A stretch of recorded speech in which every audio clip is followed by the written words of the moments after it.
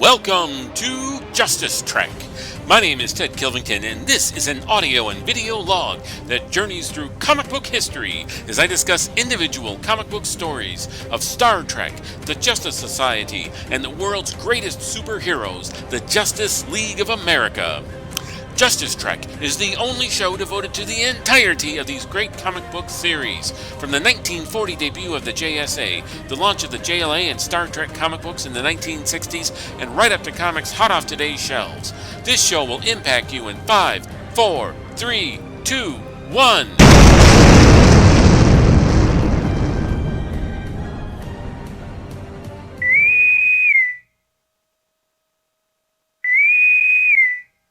Hey everyone, I'm Ted Kilvington and welcome to Justice Trek. This is episode 20, where I will be talking about 2022's Star Trek number 1 from IDW. This comic came out in October. I'm currently recording this in July of 23, and the first time I read it was back in March of 2023. I was planning on waiting until the trade came out, which I believe it came out a couple weeks ago. But someone was telling me how great it was. It was actually Ross Aitken, the guest we had for episodes 12 and 14. He was telling me, or no, was it 11 and 13? Either way, Ross Aitken of the Stop, Let's Team Up podcast told me how great Star Trek IDW was. So I couldn't wait for the trade. I went out and bought the issues back in March and started reading them then, and I loved it. When I was getting ready to start this show, in fact, I wasn't even sure which IDW Star Trek comics I was going to cover. Of course, you would start at the beginning with the Star Trek The Next Generation, The Space Between, which was the first IDW Star Trek comics that they published back in 2006. My next choice was some of the Kelvin timeline film continuity. So starting with like Star Trek Countdown, Star Trek Nero, Spock Reflections, etc. Then another choice I had was the 2016, 17, and 19 Mirror Universe story arcs, and by writers Scott and David Tipton. The Next Generation Mirror Universe arcs. They never did Next Generation Mirror Universe story on the series, but in the comic, they've done several, and they're still doing them. I just a couple of weeks ago started reading the most recent Mirror War trade paperbacks, and again, IDW is knocking the Star Trek comics out of the park. Hopefully that's not too much of a mixed metaphor. But when I talked to Ross, when he and I actually did some reporting for his show back in early March, and he went on about how great the comics were, and as soon as I read them, boom, I have to talk about these comics. Yes, it's taken me 3-4 months to get around to it, but I also wanted to make sure I did it right, and I covered the prequel story in Star Trek number 400 and in Star Trek Klingons. So, before I go any further, I just want to remind you that I have previous episodes available for your viewing pleasure. They include episode 18, where I talked about 1980s Star Trek number 6 from Marvel Comics, which was the Enterprise Murder Case by writer Mark W. Barr and artists Dave Cockrum and Klaus Janson. And then episode 19, which is where I talked about the reverse spells of Zatanna's magic, Sagam, or however magic spelled backwards is pronounced, by writer Jerry Conway, artists Dick Dillon and Frank McLaughlin from 1978's Justice League of America number 161, the issue where Zatanna joins the JLA.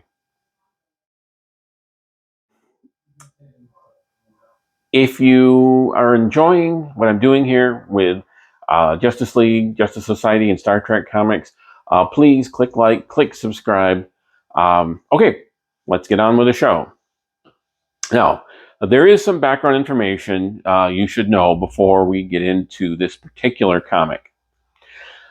The series takes place after the events of the television series, the original series, the animated series, The Next Generation, Deep Space Nine, Voyager, and Enterprise. It also takes place after the first 9 Star Trek films. However, it does take place before Voyager, it does take place before Star Trek Nemesis, which also came out after Voyager. So continuity-wise, it takes place between the end of Voyager in 2001, which was in our timeline, 2001, and the 2002 Star Trek Nemesis films. It remains to be seen how much or how little this series of events will tie into the more recent offerings from Hollywood for Star Trek, such as the Star Trek Discovery, Strange New Worlds, Lower Decks, or Picard series. Now, certainly the Star Trek Strange New Worlds and Discovery, both those series both take place in the 23rd century, whereas Lower Decks and Picard take place in the 24th century. I think Picard may even be in the 25th century by now. I'm not certain. Either way, hopefully I've made it clear enough where this takes place. In fact, I'll make it even more clear. Takes place in the year, I think, 2379. So, now that I've told you about when it takes place, let me tell you about who is taking place. Roll call in order of appearance. Captain Benjamin Sisko, created by Rick Berman and Michael Piller, first appeared on Star Trek Deep Space Nine, Season 1, Episode 1, in a show titled The Emissary. That aired on January 4th, 1993. Captain Sisko is a human who previously served as commander of the United Federation of Planets outpost known as Deep Space Nine, which was a former Cardassian outpost that orbited the planet Bajor in the Alpha Quadrant of the Milky Way galaxy. In the first episode, also, we saw a stable wormhole in the Bajoran star system that connected to the Delta Quadrant of the Gamma Quadrant of the Milky Way galaxy. Captain Sisko commanded Deep Space Nine from the years 2369 to 2375. During that same time, he led the Alpha Quadrant forces in a successful war against the invading Dominion from the Gamma Quadrant. Captain Sisko became one with the metaphysically powerful beings that were worshipped by the Bajorans, known as the Prophets. Next, we have Jake Sisko, created by Rick Berman and Michael Piller. First appearance was also on Star Trek Deep Space Nine, Season 1, Episode 1. Jake is the human son of Captain Sisko, who lived with him on Deep Space Nine, and Jake grew up to become a civilian reporter. Coming in third, we have, there's no rank, they're the third character to be introduced. A third character to be introduced was Commander Kira Nerys, created by Rick Berman and Michael Piller, also first appeared on Star Trek Deep Space Nine, Season 1, Episode 1. Commander Nerys is a female native of the planet Bajor, and she served as Captain Sisko's second in command when he was in charge of the Deep Space Nine outpost. After Sisko left to join the Prophets, Kira assumed command of the outpost. Our next character is Captain Jean-Luc Picard, created by Gene Roddenberry and Dorothy C. Fontana. First appearance was on Star Trek The Next Generation, Season 1, Episode 1, episode titled Encounter at Farpoint, which aired September 18th, 1987. Captain Picard is a human who served as the longtime captain of both the USS Enterprise D, beginning in the year 2364, and the USS Enterprise E beginning in the year 2372. Captain Picard had once been assimilated by the cybernetic collective known as the Borg, but later reclaimed his humanity. Next, we have Commander Data, created by Gene Roddenberry and Dorothy C. Fontana. Also first appeared on Star Trek Next Generation Season 1, Episode 1. Data is a masculine, sentient android who served under Captain Picard on both the Enterprises D and E. Data's original body had been destroyed in the year 2379, but he was later rebuilt. However, that takes place after this story. Next we have, believe it or not, Captain Montgomery Scott. Created by Gene Roddenberry, first appearance on Star Trek, the original series, Season 1, Episode 3, Where No Man Has Gone Before, aired September 22nd, 1966. Captain Scott, often called Scotty, is a human who served as chief engineer aboard the USS Enterprise, beginning in the year 2264 until the ship was destroyed in the year 2284. 2 years later, he became chief engineer of the USS Enterprise A until that ship was decommissioned in the year 2291. In the year 2294, after having retired from Starfleet, Captain Scott crashed a starship he was piloting and would have died if he had not been able to indefinitely maintain himself within a transporter holding pattern. He was rescued from the pattern in the year 2369 by the Enterprise D and began adjusting to life in the 24th century. Okay, Lieutenant Tom Paris, created by Rick Berman, Michael Piller, and Jan Taylor. First appearance on Star Trek Voyager, Season 1, Episode 1, titled Caretaker. Aired January 16th, 1995. Lieutenant Paris was a human male who served as flight controller aboard the USS Voyager from 2371 to 2377 when the ship had been stranded in the Delta Quadrant. Next up, we have Ensign Ahoilili Sato, created by Jackson Lanzing, Collin Kelly, and Ramon Rosanas.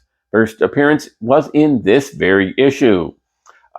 Ensign Sato, who is often called Lily, is an Andorian female who serves as a communication officer in Starfleet.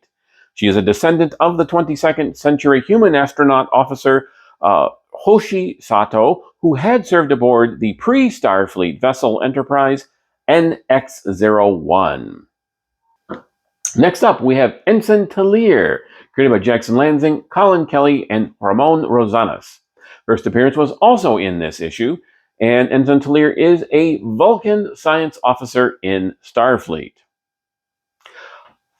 Final major character of our cast is Commander Dr. Beverly Crusher, created by Gene Roddenberry and Dorothy C. Fontana. First appearance was also on Star Trek The Next Generation, Season 1, Episode 1.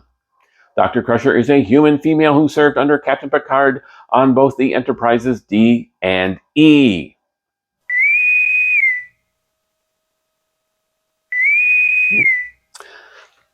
Our story, synopsis. Star Trek number 1 was published October 26, 2022 by IDW with a $4.99 cover price. I chose to call the story All Good Things Must Come to an End and Then Begin Again. I'll tell you more about that later. It was a 32-page story by Collin Kelly and Jackson Lanzing writers, Ramon Rosanas pencil and ink artist, Lee Lowridge color artist, Neil Uitake design and production, Clayton Cowles letterer, Heather Antos senior editor, and Vanessa Real editorial assistant. In the year 2379, Benjamin Sisko is still existing within the celestial realm of the Bajoran prophets when he senses that his presence is needed in the material realm. He rematerializes on the Deep Space Nine station orbiting planet Bajor, where he is reunited with his son Jake and with Commander Kira Nerys. Although testing by Starfleet confirms that he is fit for duty, he is unable to remember anything specific about the nature of his task that he is called to do, other than the word Hephaestus. When his son, Jake, tells him that his wife and daughter are in a starship on their way to see him, Ben tells Jake that he does not have any time to wait. Sometime later, Sisko meets with Captain Picard and requests that Picard vouch for him with Starfleet so that Ben can be given command of a particular vessel. Sisko tells Picard that he needs the Enterprise captain to vouch for him because both men were taken by mysterious alien races that no one else understands and had their body and minds forever changed. Picard agrees with one condition, that Commander Data, I keep doing it again, Commander Data serve as Sisko's first officer. Sisko and Data then travel to their new ship, the experimental 110-year-old vessel known as the USS Theseus. As the two officers board the ship, the Theseus's chief engineer contacts Sisko. It is Captain Montgomery Scott. After a word with Scotty, Ben and Data arrive on the ship's bridge, where they meet other members of the crew, including Ensign Lily Sato, Lieutenant Tom Paris, Ensign Talir, and Dr. Beverly Crusher. Talir asks Sisko if he is sure about their mission, between the vague nature of both the prophets and the prophecy, as well as the age of the ship. This is my cat, Neo. She likes to join the show from time to time because she thinks the attention I'm paying to you, I should be paying to her. And believe me, she gets plenty of attention paid to her. The captain replies to Talir's question. Out there is a single point in space. Coordinates. Our destination, the Hephaestus Nebula. Cataloged once from a Ferengi freighter and deemed worthless. By all accounts and limited records, it is empty space. And yet the prophets have told me that it is exactly where we need to be. I am not asking you to believe in them. In fact, I'd rather you didn't. It's why I am standing on a Federation vessel and not being ferried in luxury by the Bajorans. When we get to our supposed nothing, I don't know what we will find except for nothing, which means we'll need to be ready for anything, even what we can't imagine. Am I sure? Never. I'm a Starfleet captain. My life is about facing the unknown, discovering those beautiful questions of the universe. But after many years consumed by those very questions, I say it's time we got some answers. Later, when the Theseus enters the Hephaestus Nebula, the ship soon encounters several crystalline entities. And Data describes them as space-faring silicon life forms known as crystalline entities. They power themselves by consuming and converting organic matter up to and including entire planets. Data asks the captain for orders, but Sisko is entranced by contact from the prophets, who tell the emissary that he is too late to save them. Breaking free from the trance, Ben demands a greater variety of sensor readings. The crew detects both fear from the crystalline entities and incoming weapons. The ship raises shields and braces for impact, but instead, it is the crystalline entities that are destroyed. Whatever killed them is already gone before the Theseus can react. Lily says they have just witnessed a genocide, and Ben realizes why the prophets were scared. Something or someone is killing gods. Okay, let's take a break. I'm going to show the credits, and when we come back, I will tell you my thoughts and analysis of this issue. Stick around. I'll make it worth your while. If you have questions or comments, please feel free to send them to me on Twitter under the handle @JusticeTrek or via email at thejusticetrek@gmail.com. Be sure to include the word "the" at the beginning of the email address. For research purposes, I rely heavily on dc.fandom.com, memory-alpha.fandom.com, comicvine.gamespot.com, the Grand Comics Database at comics.org, and Mike Boyle's website, Mike's Amazing World of DC Comics at dcindexes.com. The opinions expressed are solely those of the host and any participants. This podcast is not a commercial enterprise and does not make any money. All copyrights are held by their respective owners. The opening sequence was animated by Craig Smith of Phoenix Studios. The opening music is Dragon Slayer by the Makai Symphony. All music used is either public domain and/or not protected by copyright. Under Section 107 of the Copyright Act of 1976, allowance is made for fair use for purposes such as criticism, comments, news reporting, teaching, scholarship, and research. Fair use is a use permitted by copyright statute that might otherwise be infringing. Nonprofit, educational, or personal use tips the balance in favor of fair use.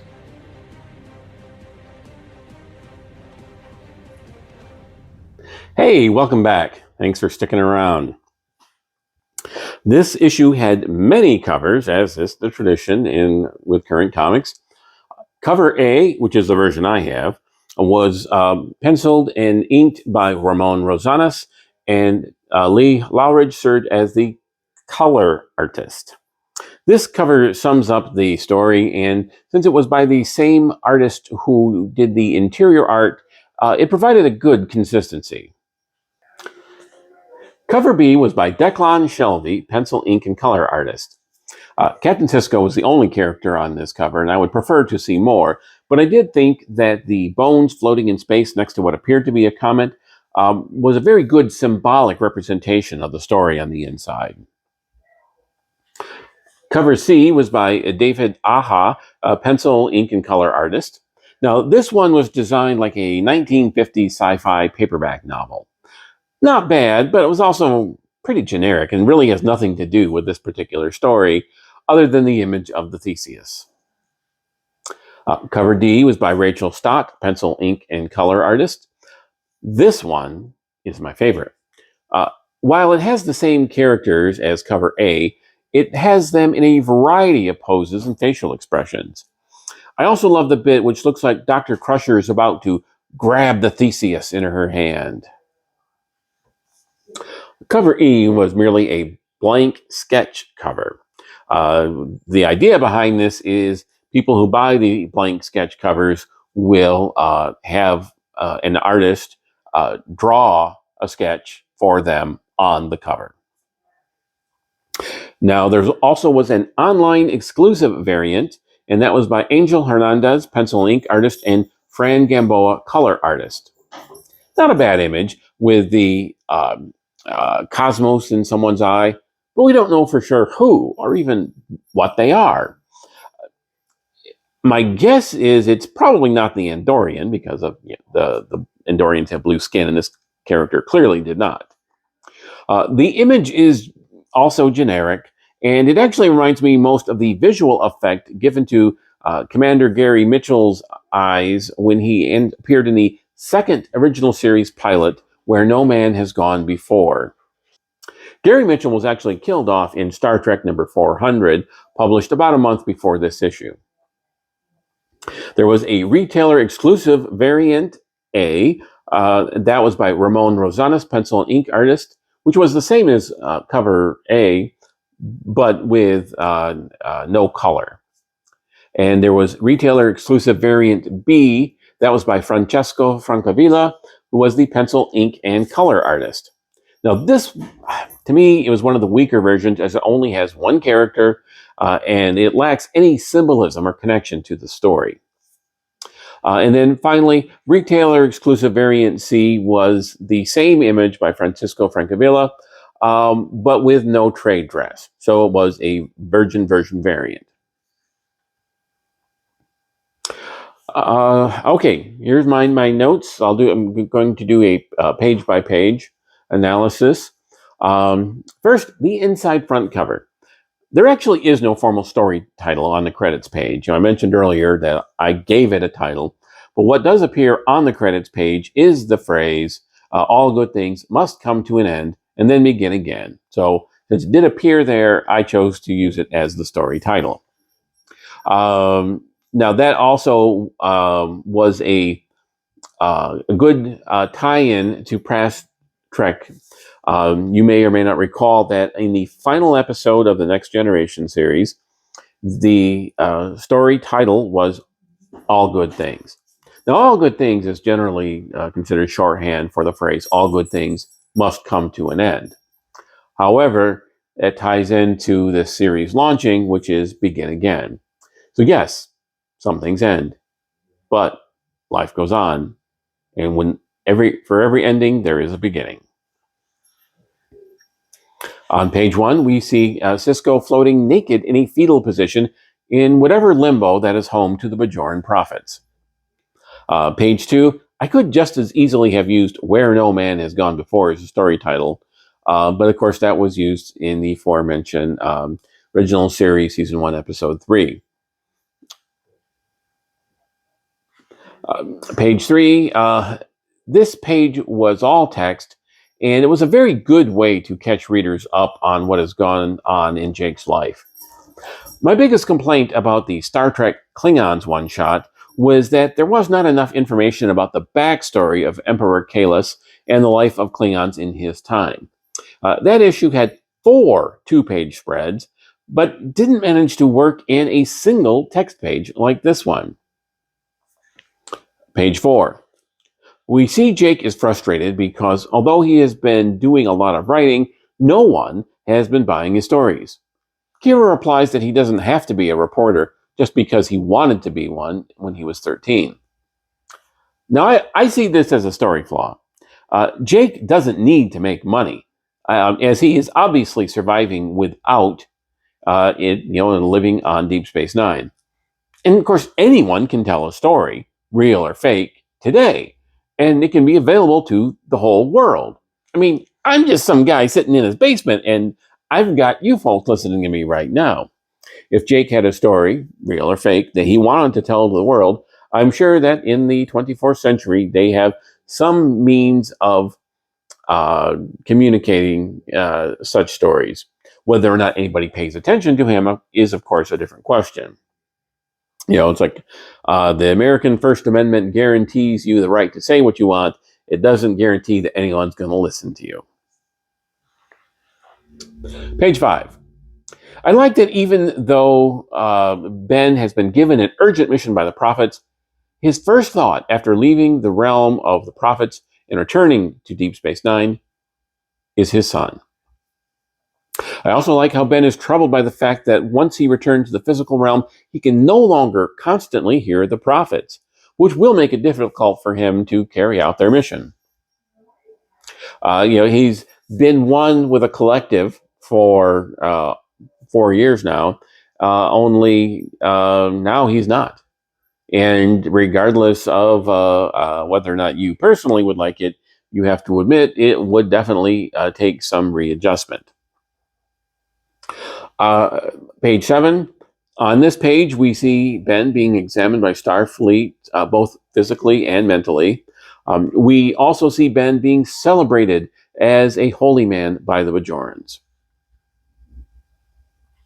Page 8. Ben is troubled by the lack of clarity in his mission, but he's so certain that he needs to go that he won't even wait for his wife and daughter to see him. I mean, I don't know exactly how much time lapsed between that moment and when Ben went to see Picard, but I think there could have been some time. I mean, it was basically just a story contrivance where they wanted to say to impress upon the readers the urgency of Ben's mission. Of course, they could just as easily have said that Ben's wife and daughter were on Deep Space Nine when he returned. So that's just the way that writers Lanzing and Kelly wanted to play it. Page 9. Picard can't figure out why Sisko came to him, of all people, for help getting a ship. Page 10. But as I mentioned during the synopsis, both men were abducted by mysterious alien races and absorbed into part of a collective being before they reclaimed their humanity and their roles as Starfleet officers. So that right there gives the two men a connection that certainly is not shared by most starship captains. So I definitely like the synchronicity of their abduction experiences. Page 11. A full-page image of Data. Now, I keep calling him Data because I just last night watched an episode from Star Trek Next Generation Season 2.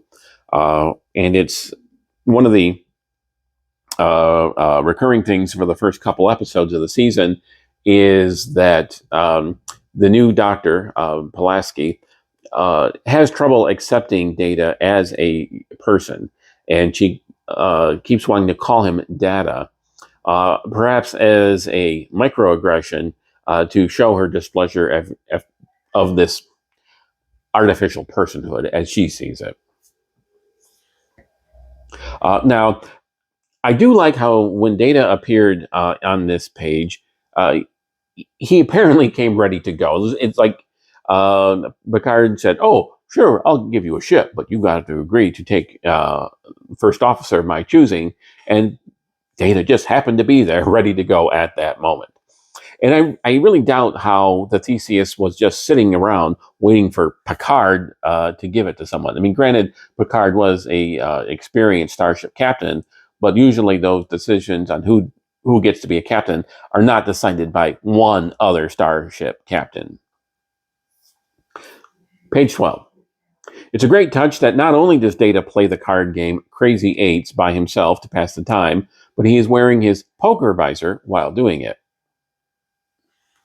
Pages 13 and 14. Here we have a great two-page spread of the Theseus. A lot of the two-page spreads in the Star Trek Klingons one-shot serve no narrative purpose and just seemed to me like they were filler. You know, it's like, oh, we've got 30 pages of story, but 40 pages to publish. So we'll just throw some two-page splashes in there to pad it out. But here it is always been a tradition in Trek when you're showing a new ship to make sure that the reader or viewer of the films and TV series, to make sure that they're aware of the grandeur of the ship. So this two-page spread really helps convey that. So it definitely serves an important narrative purpose. Page 15. Another text page, this time focusing on the detail behind the Theseus. I do like how the narrative technique of mixing the occasional text page in with the traditional comic pages has become more popular in recent years. At today's comic prices, I feel it gives readers more narrative value for their money. I think it was probably Jonathan Hickman's run on X-Men that popularized this approach, certainly in the most recent few years. Of course, he didn't invent the technique, but I think he's definitely helped lead to a resurgence on it. You see this in virtually all of the X-Men / mutant titles being published by Marvel Comics at this time. You know, I feel this issue had as much meat to the story, this 32-page story, as the 40-page Star Trek Klingons, which cost $3 more. So, yeah, I definitely like that they're giving me more narrative bang for my buck. Now, this page is also where we learn that the Theseus ship's designation is NX-1987. It is unofficial canon that NX stands for Naval Experiment. And the first starship with that designation was the ship used on the Enterprise television series, and that was, of course, NX-01. The Theseus was commissioned in the year 2268 and was last upgraded in 2377. And once again, this story takes place in 2379, making it over 110 years old. Now, a moment ago, I used the phrase unofficial canon. Now, if that seems confusing to you, because literally the definition of canon, that's C-A-N-O-N, is basically, this is like when the Roman Catholic Church uses it, it's like, okay, this is literally gospel truth.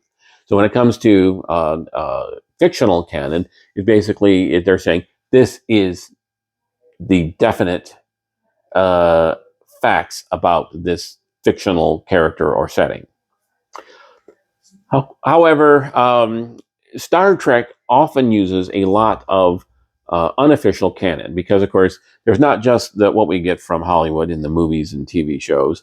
There is also the books, the novels, the short stories, the comic books, video games, many of which contribute to the overall narrative tapestry that is what we know and love as Star Trek. And when I say unofficial canon, I mean it is generally considered by people who contribute to this narrative tapestry that NCC is Naval Construction Contract and NX is Naval Experiment. Now, because Paramount, which ultimately is the in the Catholic analogy, they're the Pope. Whatever they say goes for Star Trek, and if they say that's canon, then it's canon. They have not said it's not canon, which is why I say everyone else accepts it as canon. It just hasn't been officially pronounced as such by Paramount. Now that we've gone off on that tangent, let's get back to the analysis. Page 16. This is the page where we see that Scotty is chief engineer, that he still retains the rank of captain.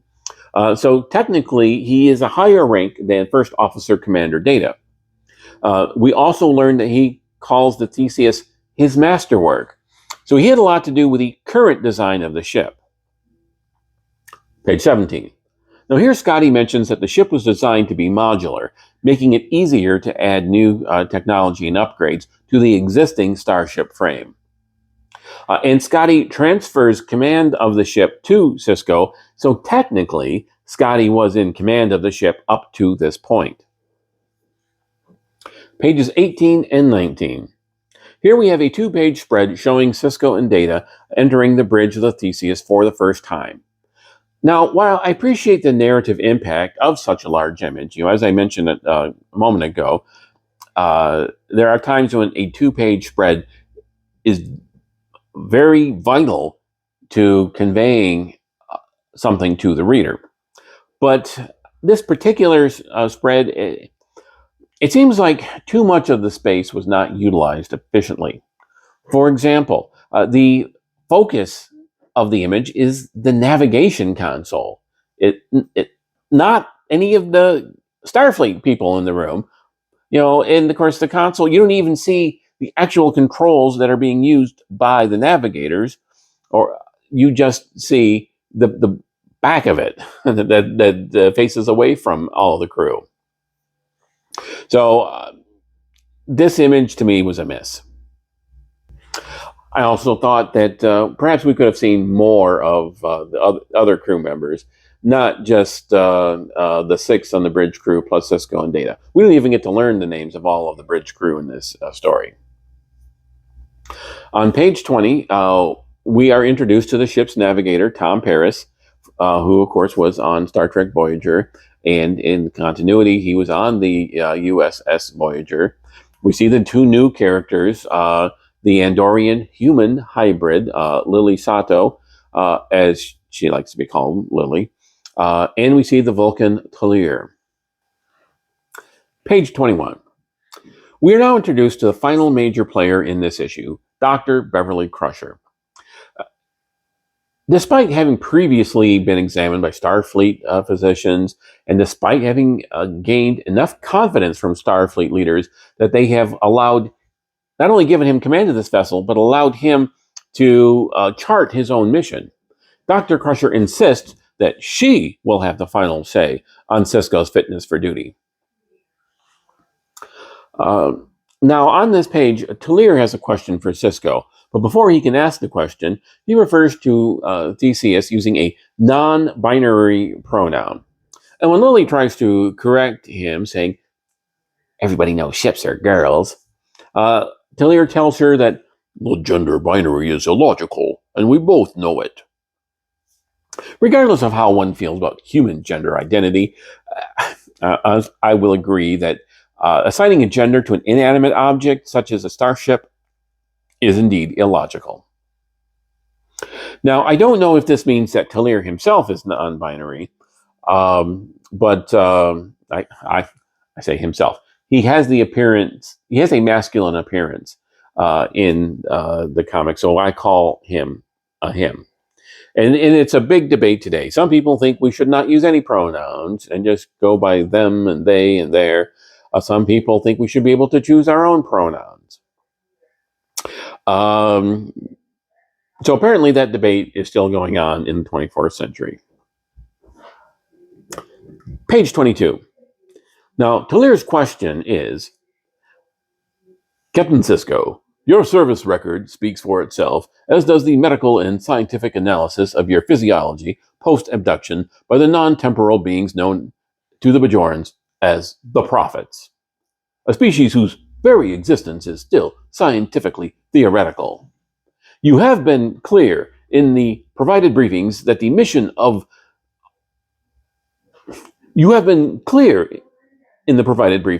this mission is of existential import to the future security of the Federation. But as we still do not have a stated objective for this mission, and because this will mark the Theseus's first active mission in 61 years, I am compelled to confirm. Are you sure? Page 23. Now, I gave Sisko's answer to Talir's question in the synopsis, but I don't know if the question itself was the full question was important then, but I did like, I thought I should share the import with you. Page 24. Here we see that Jake is aboard the ship along with Sisko. Now, while it is good that Jake and Ben have such a strong bond that they want to stay together, I do have a couple of concerns. First, it is odd that Ben wants Jake to be with him, but he's not. I just don't think he's not willing to wait to see his wife and daughter, or Jake's stepmother and half-sister. Second, it does seem odd that after all of Ben's time with the Prophets, Jake still hasn't developed a life of his own, his own agency. It's like he's just sitting around waiting for something to happen to him. Obviously everyone is free to chart their own destiny or to allow someone else to chart their destiny for them. But I would certainly think that if no one is charting your destiny, you should say, well, I should chart my own. Page 25. Now the ship arrives in the Hephaestus Nebula. Data says, with disappointment, that they see nothing, not even Greek gods. And Scotty mentions that his crew had previously met the Greek god Apollo. That was in the original series, Season 2, Episode 2, Who Mourns for Adonis? Scotty calls Apollo a real oxtar. I looked it up, and apparently oxtar is Scottish slang meaning armpit. Okay, I guess Apollo did act like an armpit. I mean, I don't know if that. I certainly would not have thought to use that term. Most times, well, let's just say he was a big selfish jerk, and leave it at that. Pages 26 and 27. Here we see a very large image of the crystalline entities. Now, this is, again, an effective use of the space because it shows the immensity of the entities in comparison to the starship Theseus. The crystalline entities first appeared in Star Trek Next Generation, Season 1, Episode 13, Data Lore. Beverly mentions that there are hundreds of them present, and it looks like the entire species is there. Data mentions he is afraid and deactivates his emotion chip. Talir, on the other hand, finds them to be, quote, perfect. Tom Paris says that his wife, Belana Torres, will be jealous. Page 28. When Ben was with the Prophets at the beginning of the issue, everything was colored blue for tranquility. Now that the prophets are fearing death, their realm is colored red for hostility. Page 29. We have some good technical jargon on this page. Scotty says to Talir, care to show him what good eyes our girl has, Talir? And the Vulcan replies, indeed. Rerouting solar voltaic power relays to anti-cloak subroutines and full-spectrum subquantic scan. Pages 30 and 31, a two-page spread showing the destruction of the crystalline entities. I thought colorist Lee Lowridge really outdid themselves here. And of course, I use the non-binary pronoun themselves because I have no idea if Lee Lowridge is how they were born, or whatever they consider themselves now. Lee is certainly a non-gender specific name. I've known men and women named Lee with that spelling. Page 32. Lily says they just witnessed a genocide, and I thought a better term might be mass deicide. Now, you don't hear the term deicide very much, but that basically means killing a god. And here we see many gods being killed. Now, in terms of Star Trek, gods are basically beings, sometimes I call them transhuman, sometimes I call them superhuman or metaphysical post-humans, however you want to call it. These are beings that basically have a greater power and consciousness than do the average sentient species, such as Andorians or Klingons or Vulcans or humans. Now, I do wonder, it doesn't really say why all the crystalline entities had gathered in one place.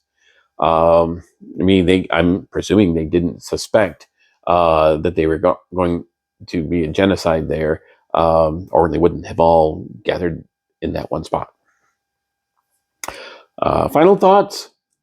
Throughout the history of Star Trek, the various Starfleet personnel have encountered many transhuman species, such as Apollo, the Prophets, or the Q Continuum. Many of the encounters with these powerful species have been metaphors for the forces against which humanity struggles. It's too soon to tell, after this issue, what the ultimate metaphors will be from this extended story arc. Now, there was one prequel to this story that appeared in Star Trek Klingons. That's where we saw Kahless, the founder of the Klingon Empire, encounter the race that some of his people worshipped as gods. It's unofficial canon that Klingons did not develop their advanced technology of their own. They appropriated the technology from another alien race that had visited their planet. And in that one shot, they basically implied that they were worshipped as gods, and then they appropriate that technology was then acquired by Kahless. There's another prequel story that appeared in Star Trek number 400. There we saw the death of former Enterprise crew member Gary Mitchell, who I mentioned earlier. He had evolved into a transhuman being in the very the second Star Trek pilot, which was actually the third episode that saw air. And I thought writers Collin Kelly and Jackson Lanzing, they really did a great job of bringing in elements from all of Trek history and creating a scenario that would really work to bring it all together. I thought artists Ramon Rosanas and Lee Lowridge really brought the story to life, doing a great job with both the characters and the tech. IDW has created an excellent Trek adventure that is truly worthy of Gene Roddenberry's legacy, and I look forward very much to reading it and talking more about it with you. Just remember, my previous episodes are available for your viewing and listening pleasure. These include episode 18, where I covered the Enterprise murder case from 1980 Star Trek number 6 from Marvel Comics, and episode 19, where I talked about the reverse spells of Zatanna's magic from 1978's Justice League of America number 161. Please join me for my next episode, where I will cover both 2022's Justice Society of America #1 and 2022's Stargirl: The Lost Children #1. And please join me for the following episode where I will talk about 2022 Star Trek #2 from IDW. Please click like, please click subscribe, and keep on Justice Trekkin'.